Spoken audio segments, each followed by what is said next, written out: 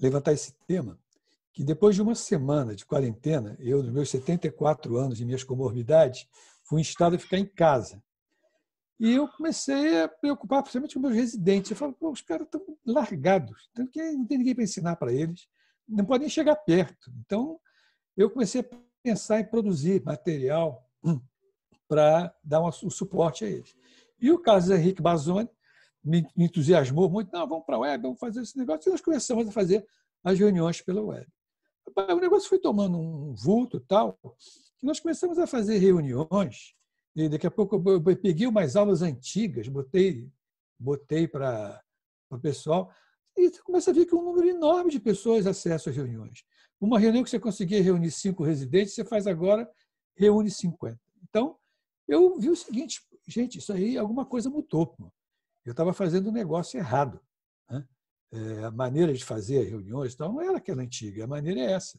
Vocês, Fernanda e o Demberg, já estão muito acostumados com esse meio de comunicação, mas a gente, médico, a maioria não mexe muito com isso.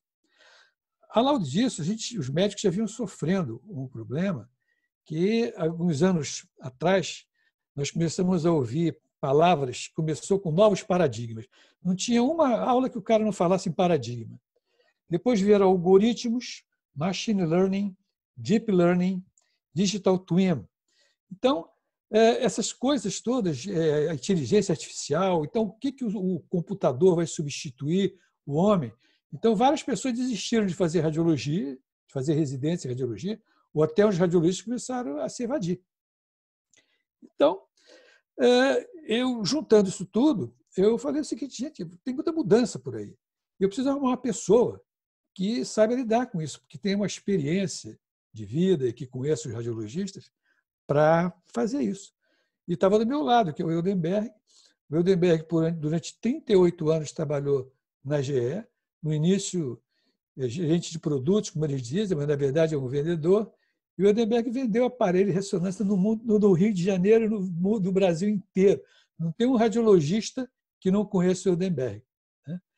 Depois, ele foi para a área de pesquisa da GE, onde ele também causou uma revolução. Então, é o sujeito que eu acho adequado para falar para a gente, dar uma ideia de o que vem por aí. Então, Eudenberg, a pergunta é essa: o que vem por aí? Os debatedores, a doutora Fernanda, já não vale a pena nem falar nada, é uma pessoa neurocientista da mais alta estirpe. O doutor Sérgio, que é um pernambucano boa praça, que conquista todo mundo com a sua sabedoria. O Jaime é o radiologista que, eu tivesse um filho, eu ia falar assim, cara, cola nesse sujeito aí e vê se fica igual a ele. E o Carlos Henrique Bassoni, ele está aqui, é um jovem neuroradiologista, que está cumprindo todas as etapas de sua formação, está com desempenho excelente, trabalha com a gente na Rede Dó, e ele está representando aqui os jovens. São as gerações que vão realmente sofrer com essas consequências. Então, eu passo a palavra a Eudenberg. Prazer, uma honra. Obrigado aí, Luiz Alberto. Obrigado a todos aí. Eu sou engenheiro eletrônico, não sou médico. Trabalhei com médicos muitos anos, né? Trabalhei como engenheiro de campo também, 6 anos, multimodalidade. Trabalhei quase 10 anos como gerente geral de ressonância e 7 como gerente geral de imagem molecular.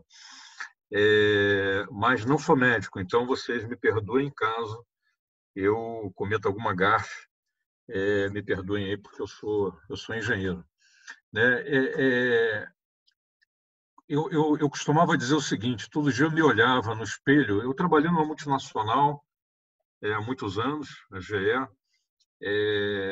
e o Jack Welch, né, que morreu há pouco tempo, ele costumava dizer o seguinte: você tem que mudar sempre, né? Mudar era quase mudar ou morrer, né? Então todo dia a gente se acostumou a acordar, olhar no espelho e falar: meu amigo, o que você vai fazer diferente hoje? O que você vai mudar? Né? Eu já não sou mais garoto e continuo, né, com essa ânsia, com essa vontade de mudar todos os dias. Eu acho que a gente está num momento maravilhoso para mudar, né? o que a gente pode aprender com tudo que está acontecendo. O Luiz Alberto me mandou um pedaço de jornal chamado A Crise Segundo Einstein. Eu vou ler rapidamente para vocês, talvez nem todos saibam. Não pretendemos que as coisas mudem se sempre fazemos o mesmo. A crise é a melhor bênção que pode ocorrer com as pessoas e empresas, porque ela traz progresso. A criatividade nasce da angústia, como o dia nasce da noite escura. É nas crises que nascem as invenções, os descobrimentos e as grandes estratégias. Eu não vou ler o resto, mas eu acho que ele está absolutamente certo.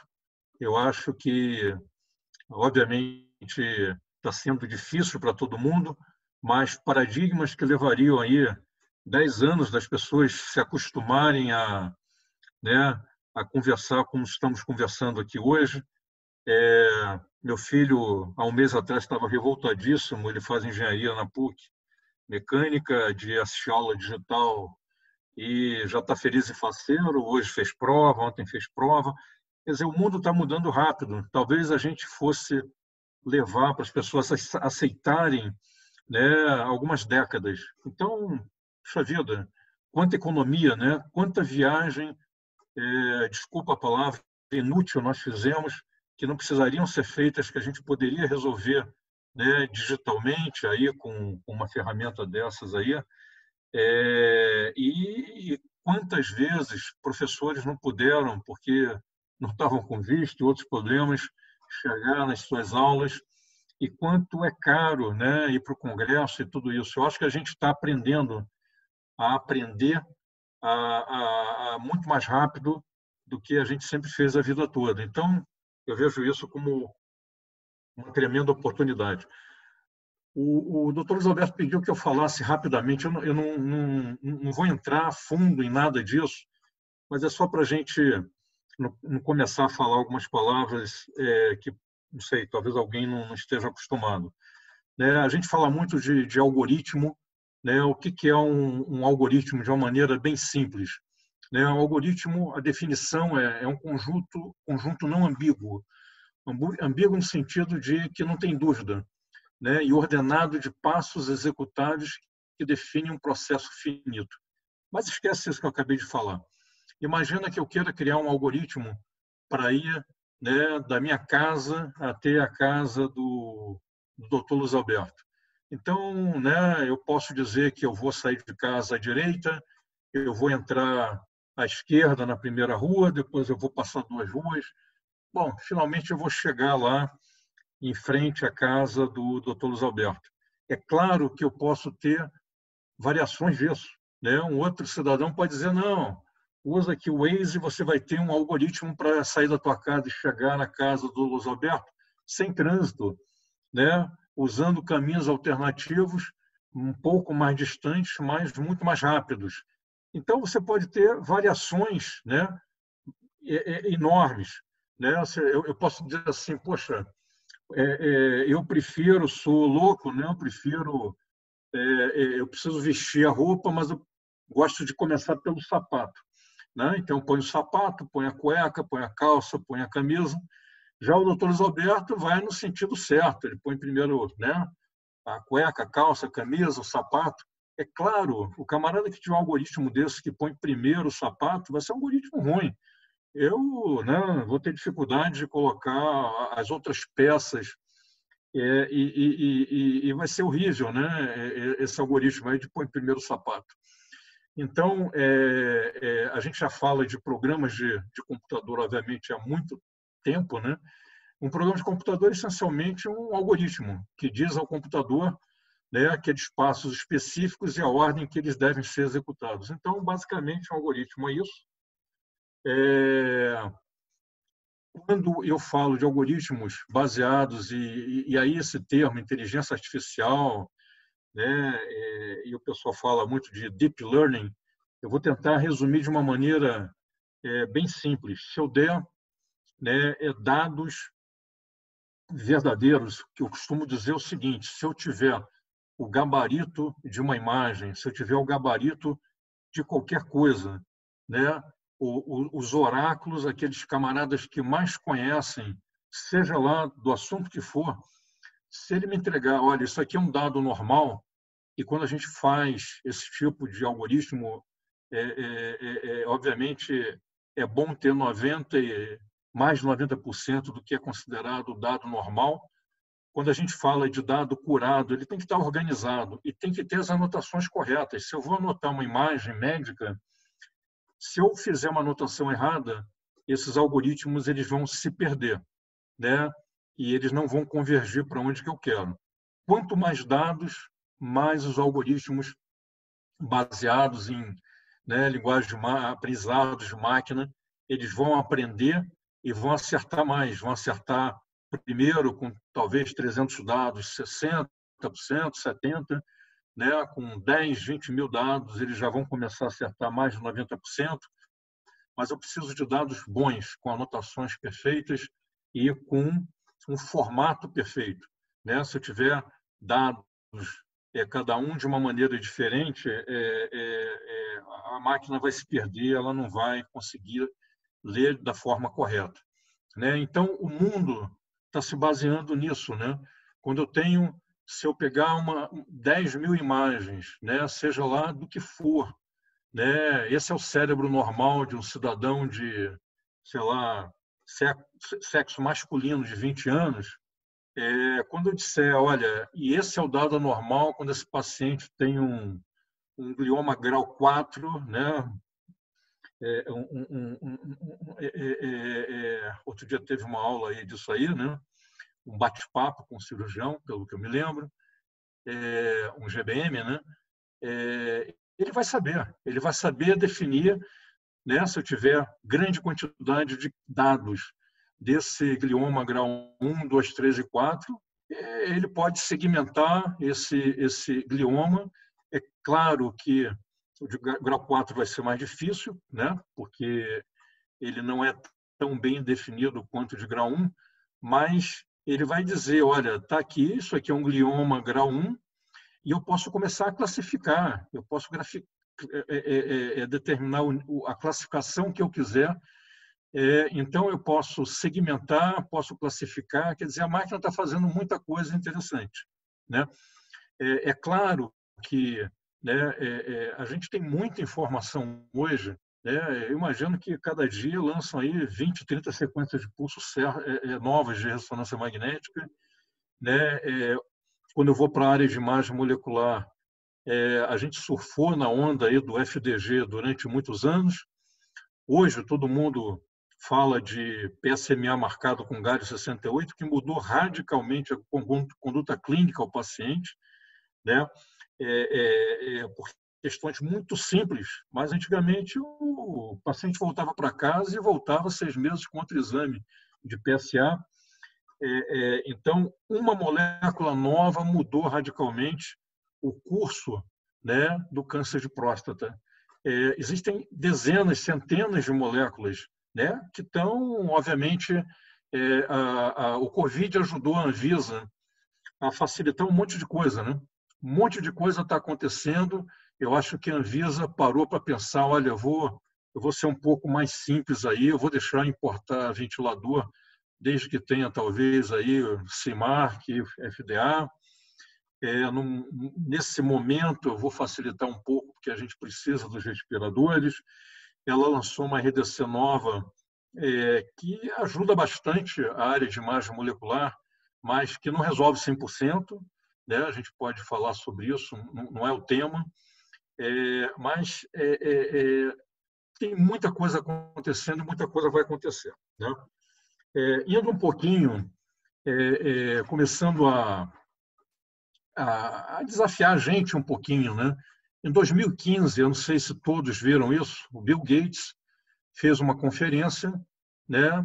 E ele falava o seguinte: olha, antigamente as pessoas, né, tinham, né, uma grande lata no seu, né, porão da casa, com comida, com remédios, com água, porque se tivesse uma guerra nuclear, você se escondia lá, quase num bunker, e tinha lá como sobreviver, né? Isso há muito tempo atrás E ele falou, olha, o risco do ser humano, eu estou falando de 2015, o risco do ser humano hoje não é mais uma guerra nuclear, o risco do ser humano é o vírus, né? A gente está vivendo nesse momento, 2015, aí, o ebola matou cerca de, sei lá, 11 mil pessoas. Se a gente volta lá, a gripe espanhola, há 100 anos atrás, matou mais de 30 milhões de pessoas, e nós não estamos, nesse momento, preparados, né, para um vírus, né?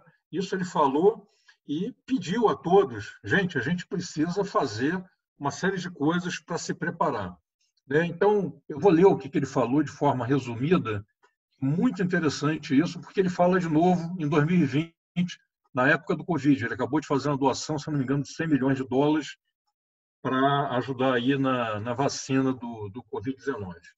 O mundo evitou uma terrível epidemia global do ebola, graças a milhares de generosos profissionais de saúde e, francamente, graças também a muita sorte. Em retrospectiva, sabemos o que deveríamos ter feito melhor, né? Ele, Bill Gates, sugere que agora é hora de colocar todas as nossas boas ideias em prática, estou falando de 2015, de planejamento de cenários a treinamento de profissionais de saúde. Como ele diz, não há razão para pânico, mas precisamos nos apressar. Isso em 2020, nada foi feito, agora nós estamos em 2020, e ele fala o seguinte, somente 5% do que eu sugeri foi feito. Então, ele sugere de novo, curto prazo, obviamente, precisamos de testes melhores, né, mais efetivos, precisamos priorizar quem deveria ou não fazer esse teste. A médio prazo, tratamentos, né, e ele cita, inclusive, o que ele citou em 2015, né, do plasma, e nada foi feito naquela época. Hoje, Ribeirão Preto me parece que está fazendo ainda a nível, né, experimental, científico, usando plasma de pacientes imunizados em pacientes que têm o Covid, para tentar acelerar, né, a defesa do organismo desses pacientes. Quer dizer, isso está sendo feito de novo agora em vários países do mundo. Não tenho a menor ideia para onde que vai isso, mas medicamentos, né? E talvez a longo prazo ele fala de vacinas.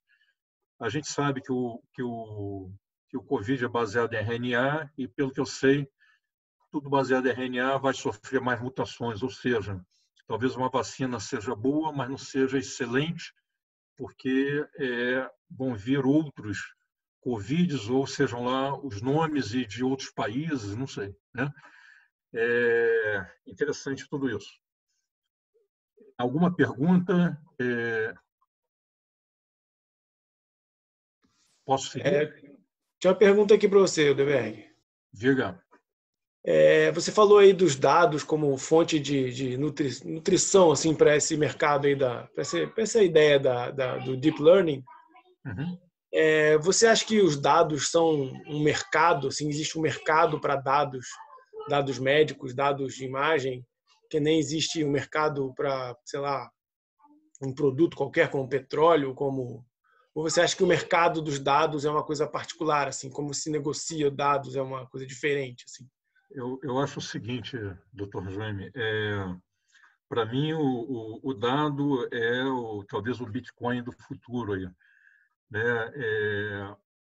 Dados organizados, curados, com as anotações corretas, eles valem muito mais do que diamante hoje. Obviamente, a gente precisa entender, o Brasil vai ter agora a lei de dados com nome, né? Eu não sei se mudou a data, mas, se não me engano, estava aí para junho, julho.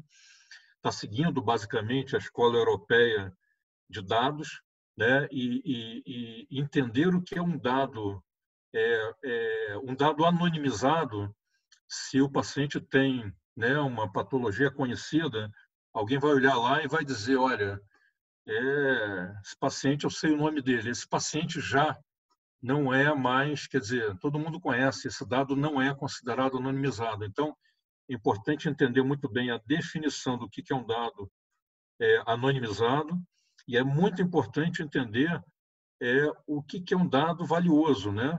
Entender que ele tem que ter um padrão, que ele tem que ter as anotações corretas. Se eu tenho dezenas de anotações anatômicas, né, que o médico precisa fazer de uma anatomia qualquer, um elemento errado, né, e obviamente existem ferramentas para fazer essas anotações, ferramentas que ajudam a fazer essas anotações, existem várias ferramentas no mercado mundial para isso, mas eu diria que é uma oportunidade enorme, né, quem quiser trabalhar com dados médicos, principalmente normais, é claro que eu preciso, né, ter uma quantidade muito grande de dados normais, e isso é o mais importante para quem trabalha com esse tipo de coisa, e, obviamente, né, quando eu falo de neuroradiologia, por exemplo, né, tem um pessoal lá na Europa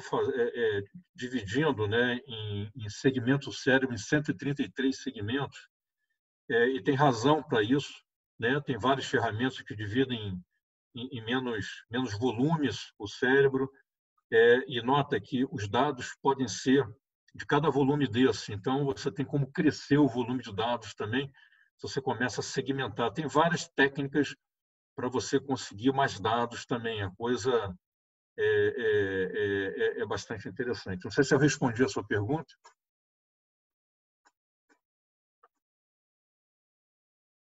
Bom, continuando, já que a gente está na era do Covid, o Alexandre Chavegato, né,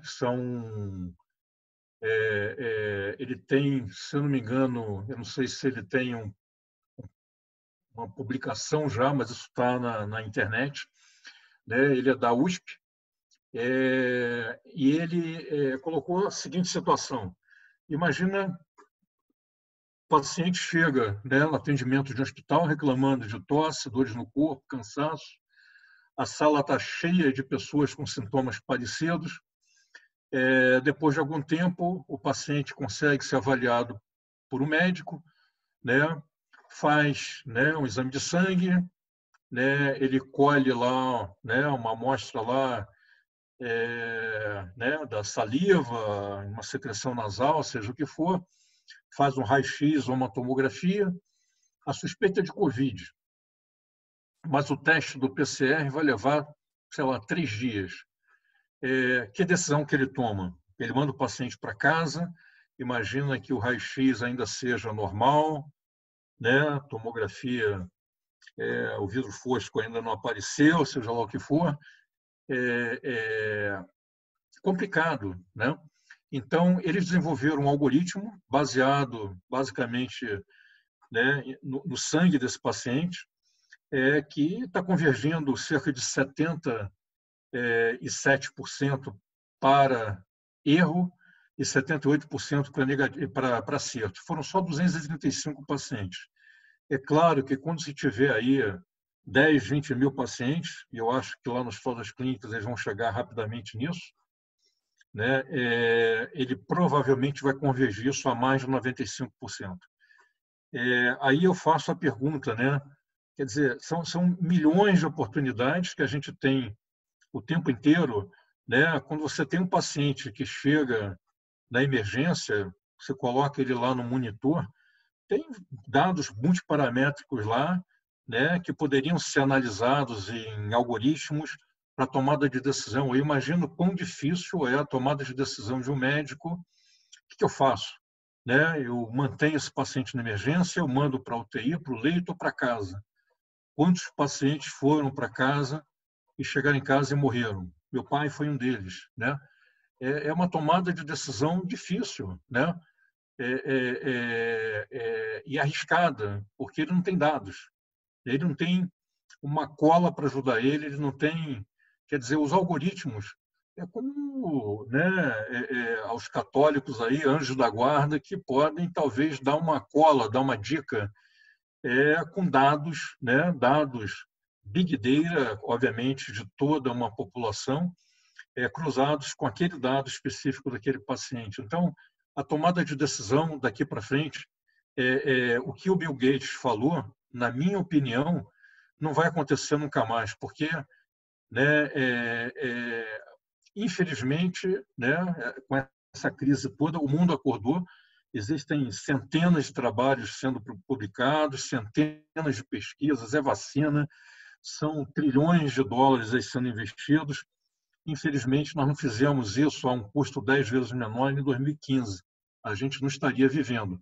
Porque vocês imaginem, com toda a tecnologia que nós temos no ano de 2020, nós estamos no ano de 2020, estamos passando uma vergonha, né? Para quem trabalha com tecnologia, eu acho que isso é um absurdo, é uma vergonha, né? De não ter ferramentas muito mais efetivas para a gente não ser pego da maneira que nós fomos pegos aí com esse Covid, né? Mas eu acho que o mundo acordou, eu acho que vão surgir, né, soluções nos próximos 12 meses aí para que outros Covids, outros vírus, né, não nos pegue da maneira que pegou dessa vez, eu acho.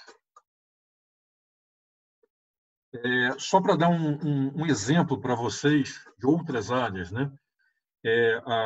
Eu trabalhei na GE há muito tempo. Há 4 anos atrás se falou de turbinas a gás que geram energia, né, elétrica, por exemplo. Podem ser alimentados com óleo cru, com gás. Isso é usado em plataforma, bom, turbinas pequenas, médias, grandes. Uma turbina dessa, se ela para, se ela alimenta uma cidade, imagina, vai ficar todo mundo no apagão. Os caras criaram um modelo que é chamado modelo gêmeo, modelo virtual de todas as turbinas a gás, onde, quando uma turbina começa a ter uma previsão que dentro de um mês ela vai ter um superaquecimento, ela se remodela, ela se auto-reprograma para que eu não utilize a sua capacidade plena e, com isso, eu consiga que ela não pare. E os dados que eu tenho dessa turbina, eles vão ser utilizados para a correção desse problema que um pedaço da turbina está esquentando mais do que os outros, um reforço tecnológico nessa posição da turbina, para que numa próxima geração dessa turbina ela seja simplesmente perfeita. Então, esse tipo de tecnologia ele está sendo utilizado para dezenas, centenas de equipamentos. Há mais de 15 anos a gente sabe quando que uma turbina de avião vai parar, né, através de algoritmos convencionais, sensores, etc. Então fica a pergunta, né, será que o ser humano precisa de, né, sensores de sangue, outros tipos de sensores, já que a gente está aí né, numa nova revolução industrial? E será que esses dados poderiam fazer com que a gente tivesse um modelo de paciente twin, ou seja, cada paciente tem um gêmeo na cloud e que eu posso, né, os médicos têm acesso ao tempo inteiro, não precisa ser o mesmo médico, eu tenho um banco de dados que me diz, olha, você daqui a 6 meses você vai ter XYZ, né? Ou qualquer outra coisa. Será que isso é tão ficção científica? Eu não acho, né? E eu tenho certeza que isso talvez já esteja sendo feito aí. Alguma pergunta, alguma dúvida? Você propõe, então, além de uma Internet of Things, uma Internet of People também? Eu há mais de 10 anos que eu falo no seguinte, que o ser humano deveria ter uma célula da vida, né? Obviamente, alguém tem que tomar conta disso, alguém vai cobrar, né? E isso vai ser pago por quem? Porque o problema é sempre quem vai pagar, né? Será que o seguro-saúde vai pagar para ter um custo menor? Porque quando você está na crise, né, o custo é muito maior, né? Se você chega com uma isquemia cerebral né, no hospital, agora, será que eu não posso prevenir essa isquemia cerebral, né, e dar uma sorte a esse paciente muito maior? Então, sei, eu vejo isso como possível, né? Claro, quem que vai fazer isso? Será que vai ser uma empresa? Será que vão ser grupos de hospitais? Mas eu diria que, né, um paciente, ao longo da sua vida, ele tem milhões de dados de exames que duvido que ele tenha tudo organizado numa memória, no computador dele. Ninguém tem, né? Então, pelo menos o que tenha se juntar, colocar algoritmos inteligentes para analisar tudo isso, talvez possa ajudar a gente a ser mais preditivo. Isso eu estou chutando, tá, gente? Isso não sei se existe, mas é só né, uma provocação a todos nós, né? A gente está no ano de 2020, gente, né? A gente está aí, né, dizendo que a tecnologia está evoluindo de forma exponencial, não é isso? Puxa vida, como é que uma porcaria de um Covid-19 derruba a gente e quebra a gente dessa maneira? Isso não vai quebrar mais, né? Eu tenho certeza que isso não vai acontecer mais. Mas eu acho que a gente pode fazer algo muito melhor, principalmente quem tem dado e quem, né, tem condição de utilizar esses dados de forma organizada. Não adianta, né, o DataSUS pode me dizer, eu tenho milhões de dados, 40 milhões de pacientes de dados. Espero que esses dados um dia estejam organizados, mas se não estiverem, eles não servem para nada. Dado desorganizado é horrível, né? O camarada que trabalha com isso não serve, ele realmente vai ficar surtado. Não sei se eu respondi a pergunta. Sim, acho que respondeu sim. Uma questão. Diga. É sempre interessante compartilhar com você suas visões do futuro da medicina, né? Você está sempre com a bola lá na frente. Em relação a dado, uma coisa que sempre me incomodou em medicina é o fato de que a gente está sempre atualizado em tecnologia, né? Faz diagnóstico por imagem, por exemplo, tem uma máquina nova, uma nova forma de adquirir imagens o tempo todo. Entretanto, a forma com que a gente lidar com dados no dia a dia, preenchendo fichas em papel ou tendo sistemas de informática, RIS, que são meramente substitutos do papel, na verdade, para mim sempre foi um enorme desperdício, né? E aí você tocou no ponto que é interessante, o Jaime também, né? É que você pode de alguma forma monetizar, né? Tornar a aquisição desses dados que essa aquisição de dados se transforme no valor para a empresa, porque eu acho que seria o grande motivador para que esses sistemas melhorem. Hoje em dia, diariamente, nós desperdiçamos uma quantidade de informação imensa, né? Quando você escreve um laudo de um estudo de PET-CT, de uma tomografia ressonância, e aquele laudo ali não está escrito de forma hierarquizável, categorizada, você, na verdade, está desperdiçando aquela informação e provavelmente eu não vejo como isso iria mudar a curto prazo. Realmente, qual seria a tecnologia, a forma de mudar essa realidade?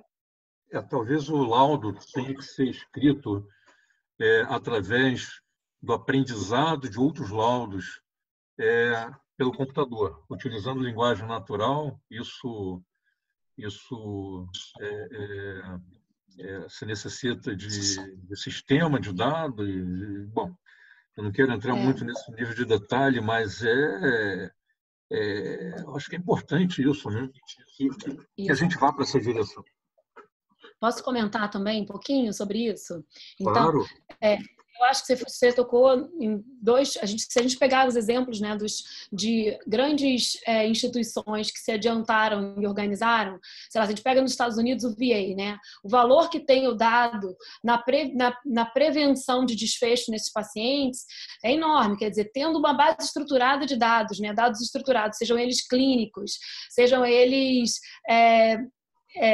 econômicos e financeiros, sejam eles de imagem, quer dizer, o pool de dados, né, eles conseguiram predizer, por exemplo, pacientes quando deixavam de ir à consulta, né, reduziu a taxa de suicídio, simplesmente vendo quem estava realmente comprando o antidepressivo ou não, conseguiram intervir, na verdade, com desfecho de consequências em pacientes diabéticos, tendo essa organização de dados. Então, assim, pegando VA, que é uma das grandes bases, né?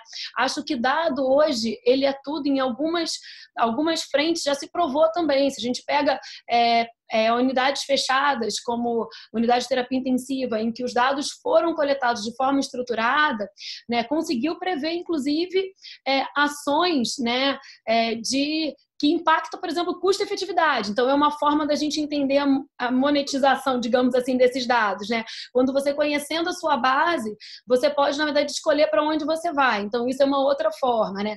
Uma outra questão, respondendo também a pergunta do Jaime, que é interessante, é que hoje todo mundo está atrás de dados. Então, assim, de diferentes setores procuram quem tem grande base de dados. Com a questão da proteção de dados, eu acho que isso é uma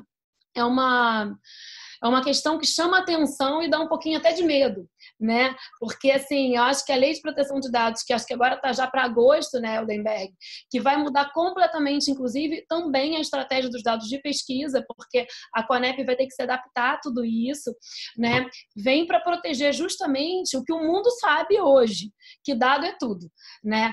E nessa estratégia do Covid, só também complementando aí, hoje, talvez, o que a gente possa fazer, e aí você lembrou muito bem Bill Gates, né?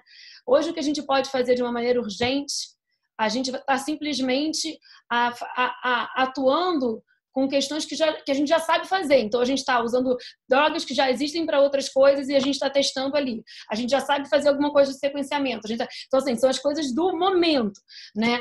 Mas, se os dados estruturados também não forem coletados agora, eu acho que esse é o grande investimento, né? Esse learning, essa curva de aprendizado que a gente está aprendendo com a doença em tempo real, a gente vai ter vai ser muito pobre para a gente aprender. Então, acho que a estruturação de dados clínicos, de dados de imagem, né? O quanto mais a gente conseguir estruturar isso, seja, né, com ferramentas como o próprio REDCap ou então outras ferramentas que estruturam o dado, né, isso vai ser crucial para a gente dar a resposta imediata, mas tem muita coisa que a gente não vai conseguir fazer da melhor forma. Quer dizer, se a gente não gera um banco de dados e um biobanco, a gente vai deixar de saber qual teria sido a melhor forma de combater, porque a gente, por exemplo, não está testando drogas novas ainda que não foram usadas para outras coisas, né? Então, a gente pode chegar ao ponto de fazer isso também. Alguma coisa... acho que foi a plataforma Zoom. Eu acho que, né, tem vários exemplos aí muito interessantes. Quando a gente vai para a patologia molecular, né, eu faço um sequenciamento genético, né, eu vejo, né, com dados, mediante todos os tratamentos, né, com aquelas mutações encontradas naquele paciente específico contra um banco de dados, né, quais foram os tratamentos que deram certo, e eu consigo gerar o tratamento perfeito daquele paciente, né? Quer dizer, isso já é usado há alguns anos, né? E com um nível de eficiência em oncologia, até onde eu saiba, bastante interessante, né? Isso vai começar a ser aplicado em muitos outros lugares, já está sendo aplicado, né? Em muitos outros lugares. Eu acho que não tem volta. Eu concordo 100% com você, Fernanda. Vai ser muito complicado, obviamente, a partir de agosto, né? A gente tem que tomar muito cuidado com isso. Há uns 10 anos atrás, um médico no Brasil falou: não, os dados que você, empresa, sei lá, da Europa, utilizou são dados de um paciente meu, processo de alguns milhões de dólares, de prova que é de um paciente, que prova que não é. Quer dizer, o negócio de dado, ele tem vários problemas, né? A gente tem que se dar conta que tem problema de liability, tem, né, uma série de outros problemas que a gente vai ter que tomar. Todo mundo tem que ser um expert em o que significa um dado que pode ser compartilhado, o que significa um dado anonimizado, porque não é trivial a definição como a gente achava até um ano atrás, então a gente vai ter que tomar muito mais cuidado, mas efetivamente a necessidade continua, né? Como a Fernanda colocou, o dado tem que estar estruturado, tem que estar organizado, tem que estar com as coisas corretas, anotações, etc., corretas, senão ele não tem o valor correto para quem desenvolve esses algoritmos. Isso aí. Gabriel, nós mais jovens que vamos sofrer essas consequências todas, como é que você acha que vai ser a interação do médico com isso, com essa nova tecnologia, esses novos dados? Como é que ele vai interagir? Quem é que vai se dar bem? Como é que tem que ser esse médico? Primeiro, a gente tem que entender, né, que sempre tem um paciente que a gente precisa proteger, né? O paciente é o centro do universo com quem trabalha nessa área, né? Então, obviamente, quando a gente trabalha nesse tipo de área, a gente tem que entender que a Anvisa, o FDA, eles são parceiraços, né? Porque qualquer problema que você tenha, se você tiver nível 1 aí, nível 0, não precisa de Anvisa, número 4 é impossível, são 100 quilos de papel. O número 1 é o desejável nessa área. Então, imagina que você fez lá o teu software baseado em inteligência artificial, que vai ajudar você no assunto XYZ. Né? Primeira pergunta que vem é o seguinte, como é que eu monetizo isso? Como é que a empresa recebe? Né? A empresa comprou esses dados, gastou sei lá quanto. Será que o médico vai aceitar esse tipo de coisa? É uma pergunta extremamente interessante. Vocês trabalham no Rio de Janeiro, né? Numa das maiores, né, redes hospitalares, eu diria, do mundo, né? Gente, quem está lá, né, em Campo Grande, em Dourados, em cidades menores, o camarada é radiologista geral, né? Não existe, talvez, essa subdivisão que existe. Se ele tiver um algoritmo, né, que ajude ele, ele vai segmentar, né, as diversas áreas lá da próstata, por exemplo, em ressonância magnética, né, zona de transição, etc., etc., e talvez o algoritmo possa ajudar ele a classificar o nível de doença que o camarada tem. Ele pode aprender com o algoritmo, que, na verdade, quem está por detrás do algoritmo são 1, 2, 10 oráculos que mais entendem disso, que construíram com os seus dados esse algoritmo. Eu estou falando de alguma coisa fictícia, vamos dizer assim. Esse médico vai aceitar isso, né? Agora, quando a gente... Aí eu vou começar a provocar vocês, né? Então, para responder a sua pergunta, eu vou falar de um assunto que eu não entendo nada, que é a esclerose múltipla, né? Eu sou engenheiro, mas eu diria que é uma doença complexa, né? Que, se por alguma razão, né, de um fenótipo eu tive condições XYZ, né, que eu tenho um novo ataque que passou pela barreira hematoencefálica, eu vou ter novas lesões, né? Aí vem algumas perguntas. Que tipo de lesão? É uma lesão de destruição da mielina? É uma lesão inflamatória? A ressonância não tem como caracterizar isso, né?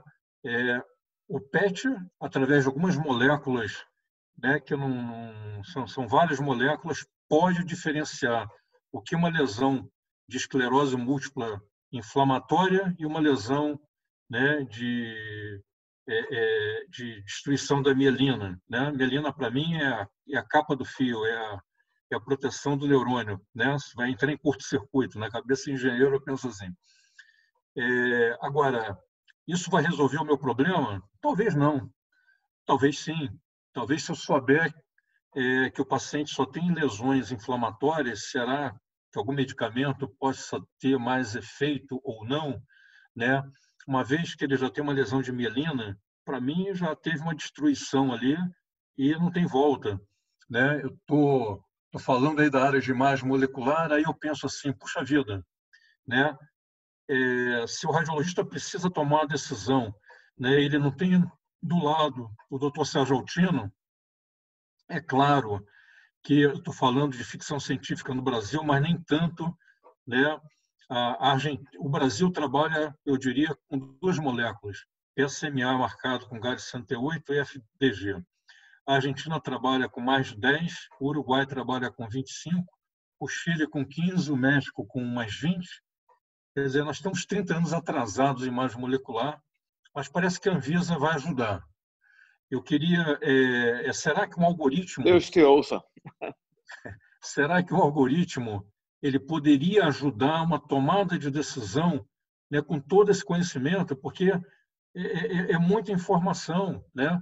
É muita informação de várias áreas, e aí vem aquela provocação, né? Não é questão da modalidade A, B, C, ou seja lá daqui a 10 anos vai existir uma nova modalidade aí muito mais eficiente do que tudo que a gente conhece. Gente, já dizia Confúcio, né, que o rio não brinca lá né, que ele pode andar e a montanha não, e a montanha está olhando ele lá de cima. Gente, todo mundo é importante e os algoritmos podem sim ajudar a que você tenha respostas mais rápidas em prol de uma decisão de mudança de conduta clínica a esse paciente. Então, eu queria ouvir um pouquinho o Sérgio Altino, eu queria ouvir um pouquinho vocês, né? Agora mais a tom provocativo, né? Ultrassom pode ser utilizado, né, para fazer biópsia de todas as modalidades, desde que eu tenha uma imagem tridimensional, seja de PET, seja de ressonância, seja de tomografia, eu não preciso ver a lesão por ultrassom. Isso já existe há 10 anos. Quanto que nós usamos disso? Quanto que nós conhecemos disso? Gente, tem muita coisa. Nós não temos capacidade, isso é humanamente impossível. Os algoritmos precisam ajudar a gente para a gente ser mais rápido, mais efetivo, em prol, né, de uma medicina melhor, de uma radiologia melhor. Aí eu queria ouvir um pouquinho vocês. Bem, sobre o uso de algoritmos em medicina, e a gente pensa sempre em inteligência artificial, e o próprio Bebeto falou dos colegas que desistiram de fazer radiologia com medo que o computador vai substituí-lo no futuro. Eu acho que em tecnologia, e nós trabalhamos com tecnologia, quem não se adequar, né, a novas tendências que são mais eficientes e geram valor para o paciente, esses vão ser substituídos. Vai sempre haver espaço para médicos que saibam trabalhar com tecnologia e algoritmos para ajudar o paciente. Agora, e você mencionou, né, os vários radiofármacos e como o Brasil, de fato, está um pouco atrás, ou bastante atrás de outros países, inclusive nossos vizinhos. E essa é uma coisa que me preocupa muito, né, nesse contexto de novas tecnologias, novas descobertas que acontecem o tempo todo na medicina. E como é que a medicina, como é que a gente facilita a incorporação, né? Primeiro, a grande dificuldade de provar de que essas novas tecnologias geram valor de fato, né? Os trials, que são caríssimos, etc. Então, não adianta eu gerar lá um belíssimo algoritmo que prevê Covid, né, de inteligência artificial na USP, e daqui a pouco lá eu vou agora ter que utilizar ele na prática clínica, eu tenho que provar que de fato ele funciona, e depois eu tenho que passar por um processo de aprovação das agências reguladoras e, finalmente, das fontes pagadoras, né? O convênio tem que admitir que vai pagar para aquela tecnologia. Então, esse é um imenso desafio, não só a descoberta de novas tecnologias, mas a tradução disso para a prática clínica. Vai chegar aí... Eu tenho um conceito, né, sobre isso, Sérgio, porque imagina o seguinte, a fase 3 é o grande assassino aí da imagem molecular, né? Quantas moléculas já foram mortas pela fase 3, que é impagável, né? Sim. Então, a maneira que está se aprendendo a monetizar dados, eu não vou te pagar nada, eu vou te pagar talvez um royalty ou a empresa lá na frente, percentualmente, pelo que eu ganhar. Né? Então, a fase 3 tem que se arrumar alguma coisa semelhante, porque a fase 3, não estou dizendo que ela não seja necessária, talvez uma fase 3 com volume de dados, um volume de casos menor, né? Menores, agora ela é impagável, ela está se tornando, né? Está fazendo destruição em massa, né? Nessa área. Quantas coisas não foram para frente por causa da fase 3, que não se conseguiu pagar o custo dessa fase 3.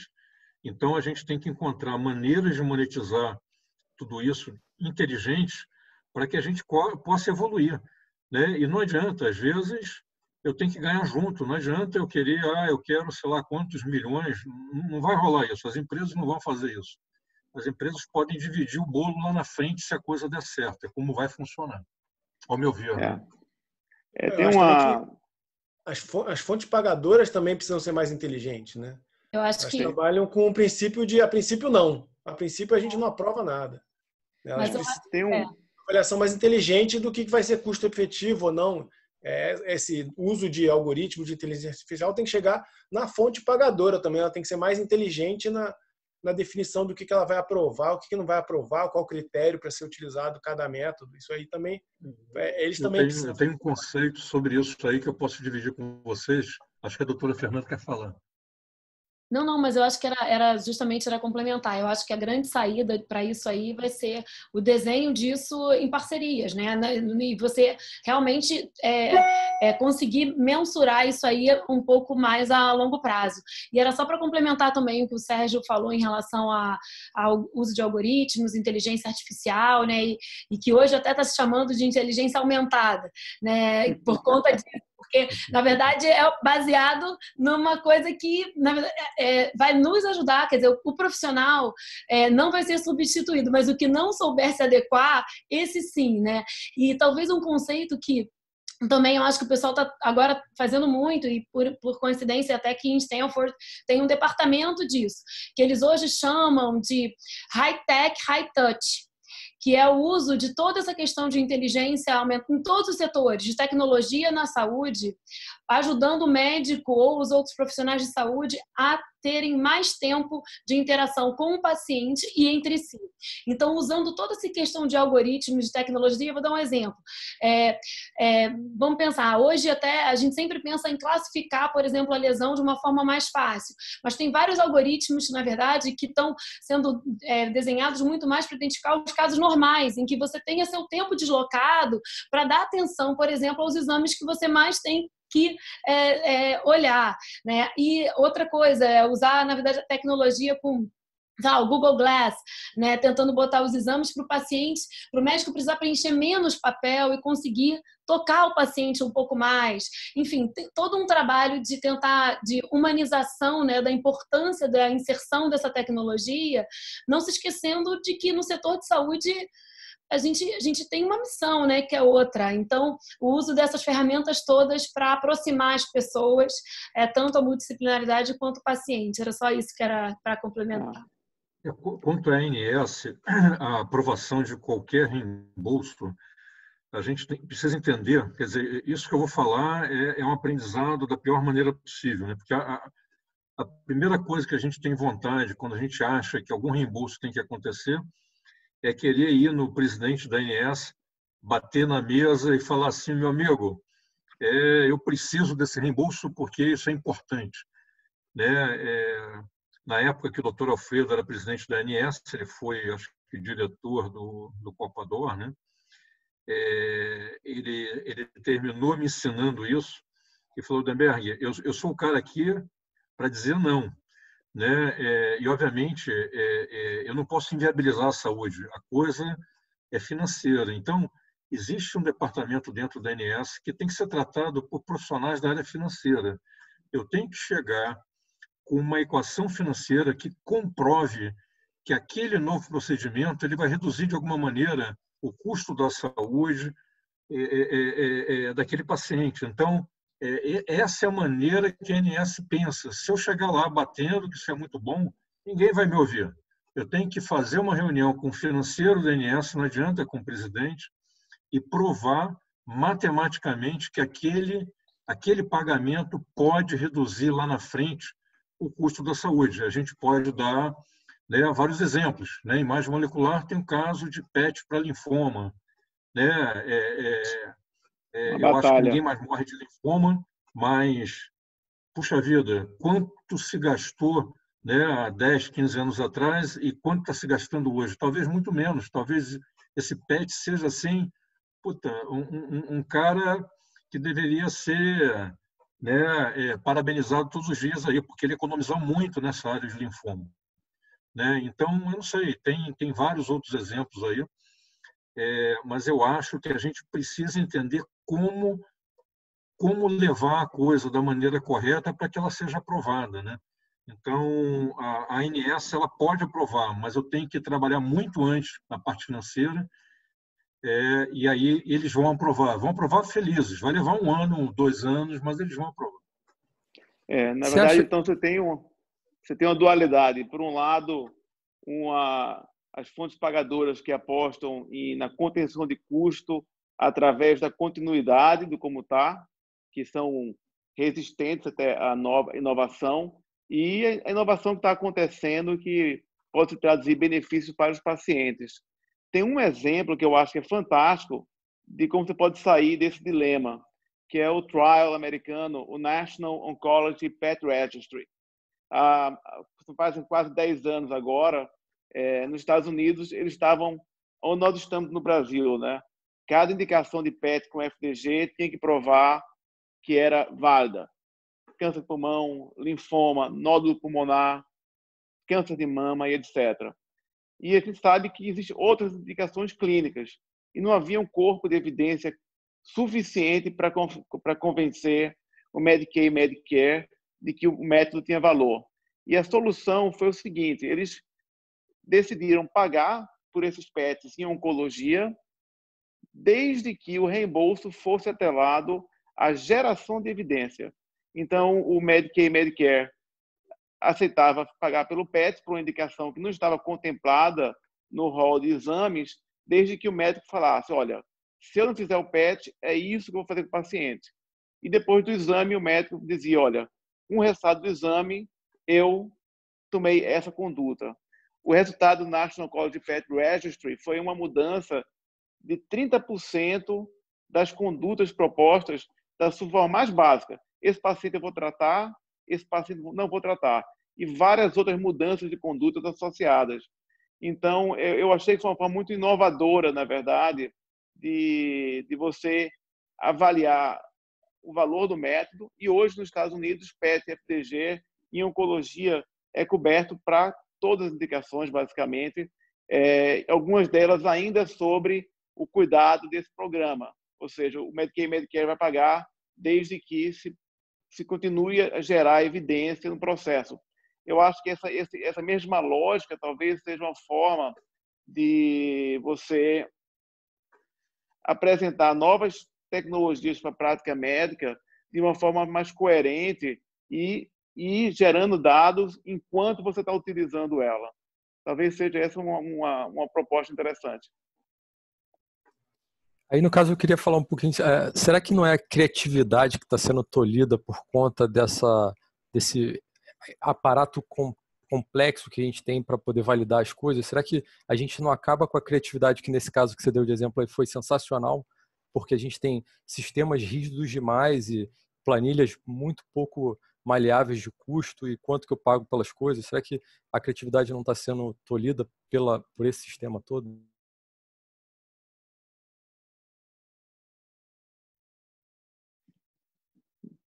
Não, certamente, eu imagino que sim, né?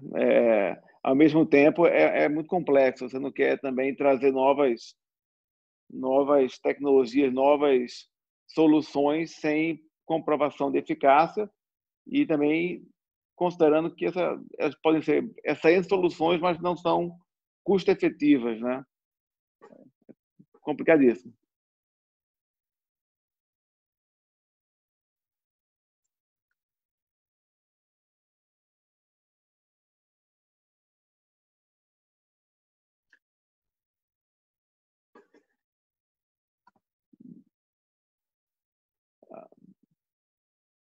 Bebeto. Roberto, acho que seu microfone está desligado.